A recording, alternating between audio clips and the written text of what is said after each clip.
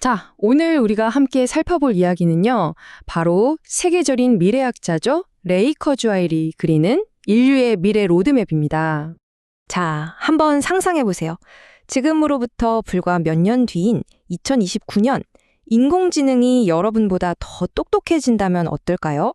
거기서 끝이 아닙니다. 또 몇 년만 더 지나서 기술의 발전 덕분에 여러분이 나이 드는 속도보다 생명이 연장되는 속도가 더 빨라진다면요. 그러니까 노화가 사실상 멈추는 거죠.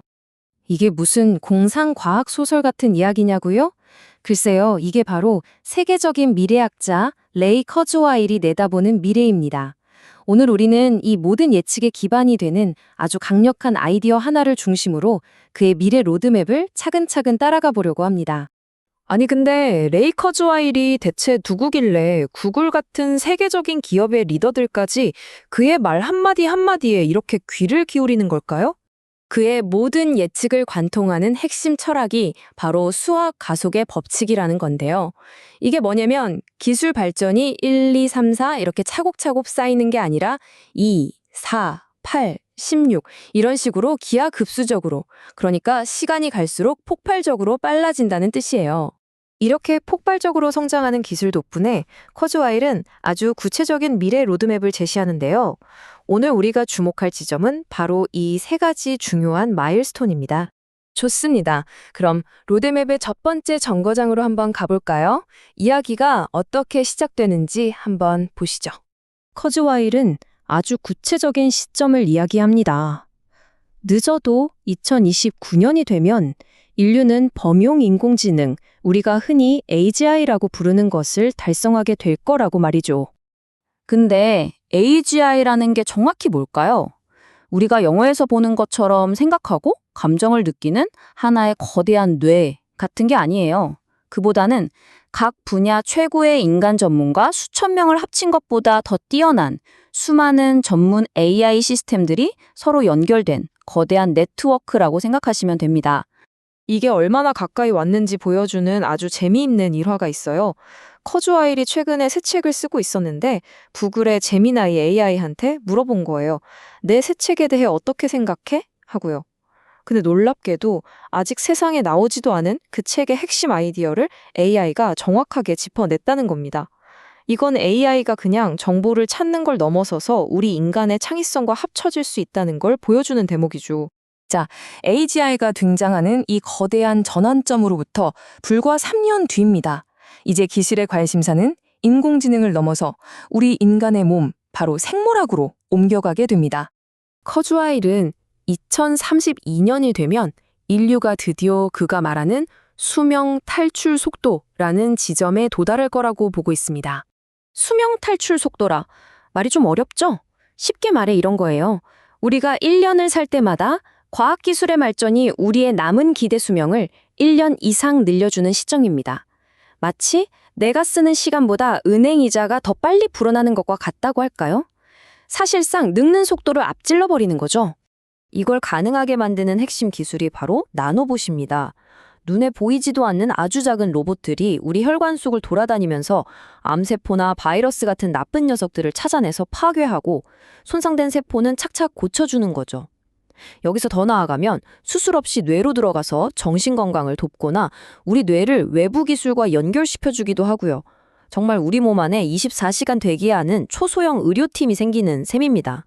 바로 이 나노봇 기술이 인류 진화의 다음 단계, 어쩌면 가장 심오한 변화로 우리를 이끌게 됩니다. 바로 우리의 뇌와 인공지능이 하나로 합쳐지는 거죠. 커즈와일이 제시하는 2030년대 로드맵을 보면요. 처음에는 방금 이 생각이 내 생각인가? AI 생각인가? 하고 헷갈리는 단계에서 시작해서 2030년대 중후반이 되면 아예 수술 같은 거 없이도 AI가 우리 뇌 속으로 들어와 완벽하게 통합되는 시대가 올 거라고 합니다. 이게 그냥 상상 속의 이야기가 아니라는 걸 이 회사들이 증명하고 있죠. 일론 머스크의 뉴럴링크, 그리고 아마존의 제프 베조스가 투자한 싱크론 같은 회사들이 이미 이 뇌 컴퓨터 인터페이스, BCI 분야에서 정말 눈부신 발전을 만들어내고 있거든요. 현실이 되고 있는 겁니다.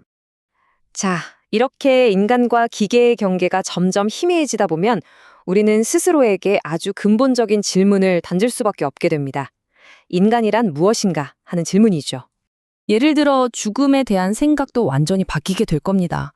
커즈와일은 이렇게 말해요. 우리는 그동안 죽음이 있기에 삶이 의미 있다고 좀 낭만적으로 생각해 왔다는 거죠. 하지만 사실 죽음은 우리가 평생 쌓아온 지식, 경험, 그리고 소중한 관계들을 한순간에 앗아가는 끔찍한 비극일 뿐이라고요. 피할 수 없는 운명이 아니라 해결해야 할 기술적인 문제가 된다는 겁니다. 물론 그렇게 기계랑 합쳐지면 그게 더 이상 인간이냐고 비판하는 사람들도 있겠죠.